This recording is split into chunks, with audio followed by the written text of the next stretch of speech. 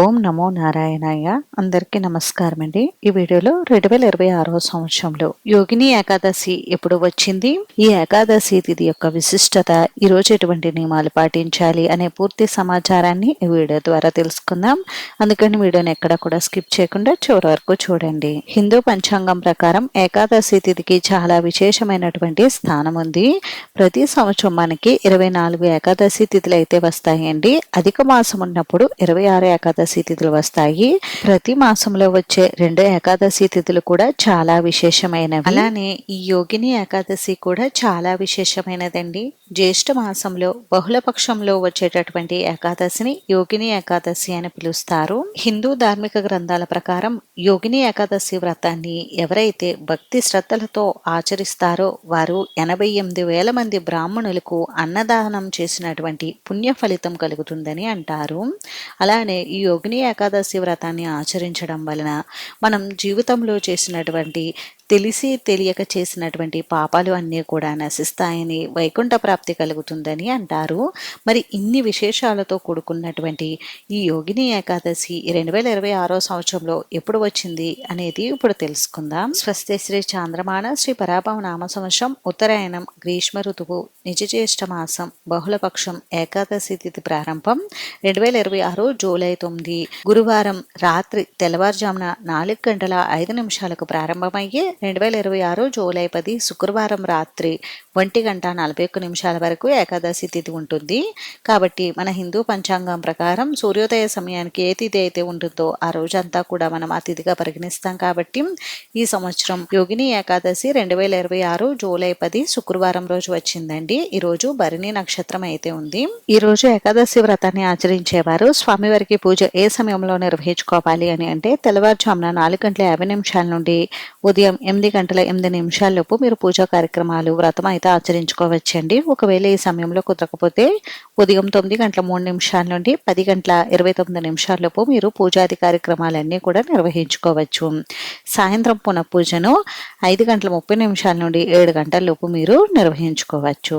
ఏకాదశి వ్రతం అంటే ఏకాదశి ముందు రోజైన దశమి రోజు రాత్రి నుండి కూడా ఉపవాసం ఆచరించి ఏకాదశి రోజు ఎటువంటి ఆహారం తీసుకోకుండా ఉపవాసం ఉండి మరుసటి రోజైన ద్వాదశి రోజు ఉదయమే స్వామివారికి పూజ చేసుకుని ఆ తర్వాత ఉపవాస దీక్షను అయితే విరమించాలండి. ఈ విధంగా ఏకాదశి వ్రతాన్ని అయితే ఆచరించాలండి. ఏకాదశి రోజు కటిక ఉపవాసం ఉండలేని వారు పాలు పండ్లు తీసుకుంటూ ఉపవాసం ఉండవచ్చు. ఏకాదశి వ్రతాన్ని ఆచరించిన వారు తప్పకుండా మరుసటి రోజు ద్వాదశి గడియలు ఉండగానే ఉపవాస దీక్షను విరమించాలండి. అలా చేస్తేనే మనం ఏకాదశి వ్రతాన్ని చేసిన పూర్తి ఫలితం దక్కుతుంది.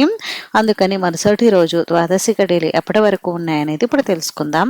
ద్వాదశి గడియలు జూలై 11 శనివారం రాత్రి 11:27 వరకు ఉందండి. కాబట్టి మనం ఉపవాస దీక్షను ఉదయం అంటే శనివారం ఉదయం 8 లోపు విరమించుకోవచ్చు. అంటే స్వామివారికి పూజా కార్యక్రమాలన్నీ నిర్వహించుకుని స్వామివారికి మహానైవేద్యం నివేదించి ఆ తర్వాత మీ దగ్గరలో ఉన్నటువంటి దేవాలయానికి వెళ్ళి అక్కడ స్వామివారి దర్శనం చేసుకుని అక్కడ తీర్థ ప్రసాదాలు తీసుకుని మీరు ఉపవాస దీక్షను విరమించవచ్చు. అలాగే ఏకాదశి వ్రతాన్ని ఆచరించిన బ్రాహ్మణులకు స్వయం పాక దానం ఇవ్వడం వలన విశేషమైన ఫలితాలు కలుగుతాయి. ఈ విధంగా ఏకాదశి వ్రతాన్ని అయితే ఆచరించాలండి. ఏకాదశి రోజు పూజ ఏ విధంగా నిర్వహించుకోవాలి అని అంటే సూర్యోదయానికి పూర్వమే నిద్రలేచి ఇంటిని శుభ్రపరచుకుని తలస్నానం ఆచరించి ఉతికిన వస్త్రాలు ధరించి పూజా మందిరంలో నిత్య దీపారాధన చేసుకుని శ్రీమన్నారాయణుడి చిత్రపటం ముందర ఆవునేతి దీపం వెలిగించి స్వామివారి శ్లోకాలు స్తోత్రాలు చదువుకుంటూ స్వామివారిని తులసి దళాలతోటి పసుపు రంగు పుష్పాలతోటి పూజించాలి. స్వామివారి శ్లోకాలు స్తోత్రాలు నోటికి చదవడం రాకపోతే ఓం నమో భగవతే వాసుదేవాయ లేదా ఓం నమో నారాయణాయ అనే మంత్రాన్ని పఠిస్తూ స్వామివారికి పూజ నిర్వహించుకోవాలి. పూజ అనంతరం స్వామివారికి ధూపదీప నైవేద్యాలు సమర్పించాలి. నైవేద్యంగా ఈ రోజు స్వామివారి చెలిమిడి వడపప్పు పానకం నివేదించి స్వామివారికి తాంబూలం కొబ్బరికాయ కూడా నివేదించి సాంబ్రాణి ధూపం చూపించి కర్పూర నీరాజనం సమర్పించాలి. ఈ విధంగా ఏకాదశి రోజు స్వామివారికి ఉదయం వేళల్లోనూ ఇంకా సాయంత్రం సమయంలోనూ పూజ నిర్వహించుకోవాలి. ఏకాదశి రోజు కటిక ఉపవాసం ఉండలేని వారు అన్నం తినకూడదని అంటారు. కాబట్టి ఈ రోజు పాలు పండ్లు తీసుకుంటే ఇంకా గోధుమ రవ్వతో చేసినటువంటి పదార్థాలు ఏవైనా కూడా ఆహారంగా తీసుకోవచ్చు. ఈ విధంగా ఎవరైతే యోగిని ఏకాదశి వ్రతాన్ని ఆచరిస్తారో వారికి సర్వ సుఖాలు శాంతులు కలుగుతాయి. యోగిని ఏకాదశి రోజున పూజే కాకుండా దాన ధర్మాలు నిర్వహించడం వల్ల కూడా విశేష విశేషమైన ఫలితాలు కలుగుతాయి. ఈ రోజు నిర్వహించే అన్నదానం, వస్త్రదానం వలన విష్ణుమూర్తి యొక్క పరిపూర్ణ అనుగ్రహం కలుగుతుంది. అలాగే ఈ రోజు చేసే గోపూజ మోక్ష ప్రాప్తినిస్తుంది. పద్మపురాణ కథనం ప్రకారం కుబేరుని వద్ద సేవకుడుగా ఉన్న హేమమాలి